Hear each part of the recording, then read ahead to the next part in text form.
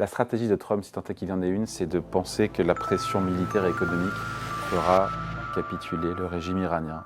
C'est une bonne stratégie, ça? Jusqu'à présent, non.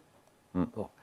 Mais après... Chaque jour où le détroit d'Ormuz est bloqué, aussi coté par les Américains, 500 millions de dollars apparemment qui ne rentrent pas dans les caisses iraniennes. Hein. Oui, mais enfin, ils ont résisté à plus long que ça. Au fond, quel est le pari qu'ils font? Ils sont rationnels. D'abord, n'oubliez pas que les Iraniens, ce sont les Perses. Et que les Perses, c'est la plus belle histoire de l'humanité. Donc c'est un peuple d'une intelligence prodigieuse. Je veux dire, donc, il s'agit d'un état-major de salauds, de tortionnaires, mais ce sont des gens intelligents. Il n'y a qu'à voir comment ils manient la communication. Ils sont au jeu de la communication modèle Disney meilleurs que les Américains.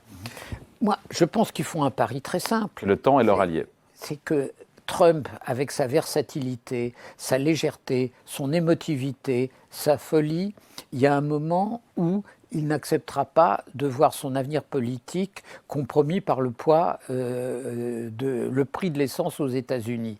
Donc, il finira d'une manière ou une autre par prétendre qu'il a gagné, et qu'en fait, il reculera. Je pense qu'ils font un pari sur la psychologie de Trump intelligent.